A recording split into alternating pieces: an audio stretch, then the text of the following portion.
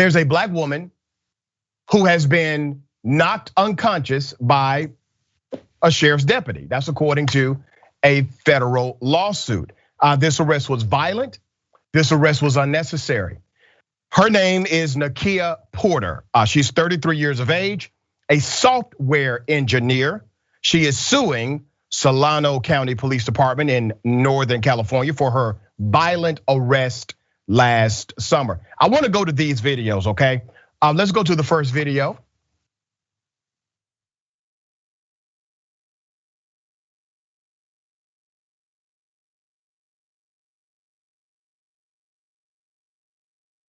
What you're watching in that video is real simple.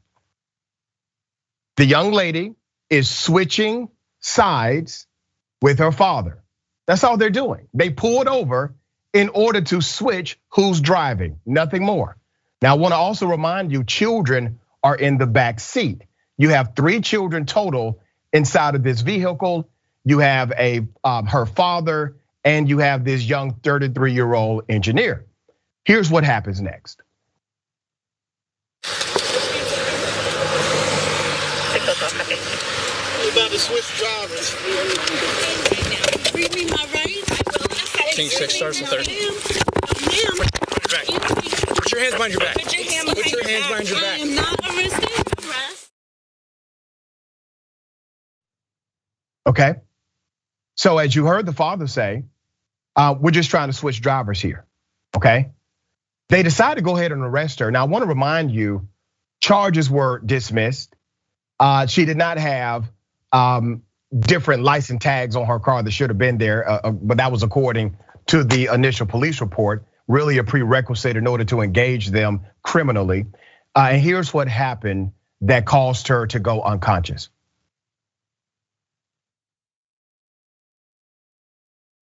Get on her stomach now. You're gonna get tased. How did she get it open? She slipped it. Double lock.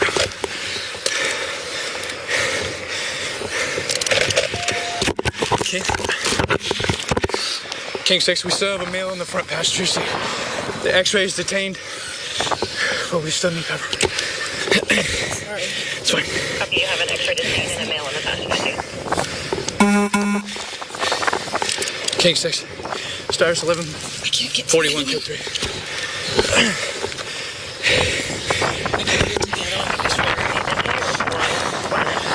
The x-ray, I believe she's unconscious.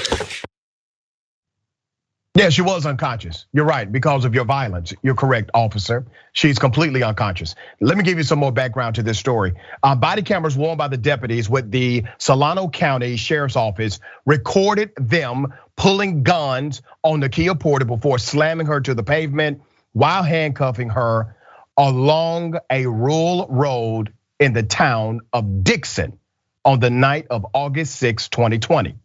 Porter's father, his name is Joe Powell, was also placed in handcuffs and briefly detained. Now, neither one of them did anything illegal whatsoever, okay? None of them. It gets deeper.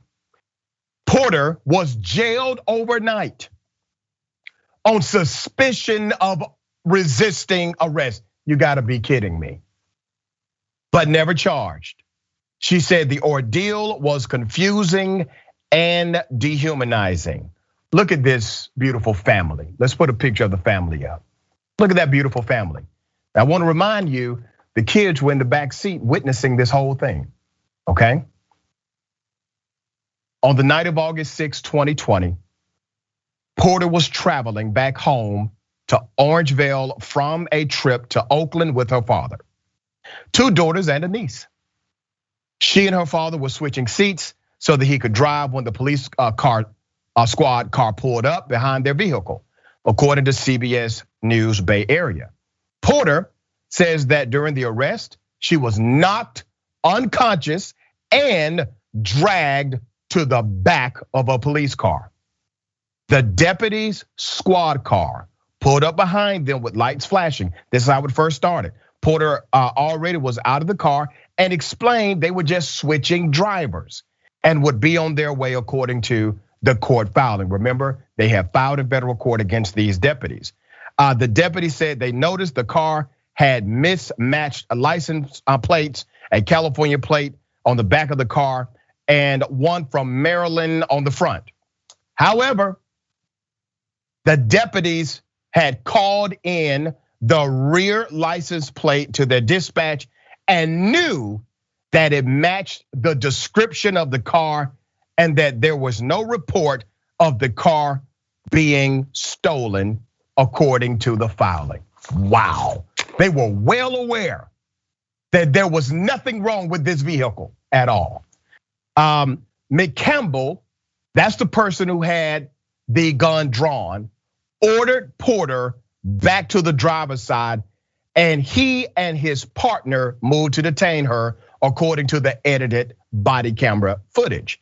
The Associated Press reports that the body cameras worn by the police recorded them pulling guns on Porter before slamming her to the pavement.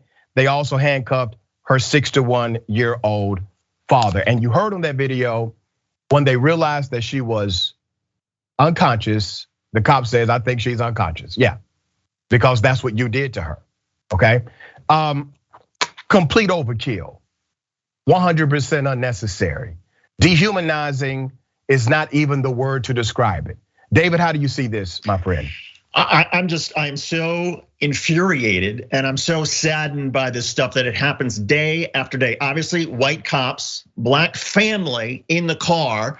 The cops could have, look, I'm fine with the police turning on their flashing lights to the point at which, the woman gets out of the car, they say, hey, we're just switching seats. And the cop should have said, okay, can we just check out a couple of things? But instead, there is a presumption of police fearing the worst based on the skin color of who they pull over, and it is disgusting. I hope the Porter family is able to sue this county for millions of dollars. And to me, this justifies why we need a national database so that cops like McCampbell and that other jackass, so that they get recorded into a database so they can never get hired again in any law enforcement capacity ever. It is disgusting. This has to come to an end. At a certain point, every county in America is gonna have to come to terms and say, we are doing something terribly wrong with our police. There's something institutionally flawed about this culture in police where they suspect the worst instead of protecting and serving. They have a responsibility to de-escalate, not to escalate. That didn't happen in this case. To me, this is a slam dunk case for the lawsuit, and everybody in this county ought to be embarrassed. Absolutely, man. And you brought up something very important because there is a solution on the table. It's called the George Floyd Policing and Accountability Act. Well, that act would actually require a uniform reporting policy to report officers like this, even if they are still on the job. It would mandate a reporting mechanism be in place. We know transparency equals typically a better policy. And that's why we fought for cameras to be a regular as it relates to the institution of policing. We've been fighting to make sure that anytime there's a complaint on a cop, there's a way for the public to be able to view that. And we need this national uniform policy for policing in the United States. It's only good, not only for policing, but it's good also for the citizens of this country because their public trust has been completely evaporated because of incidents like this and more.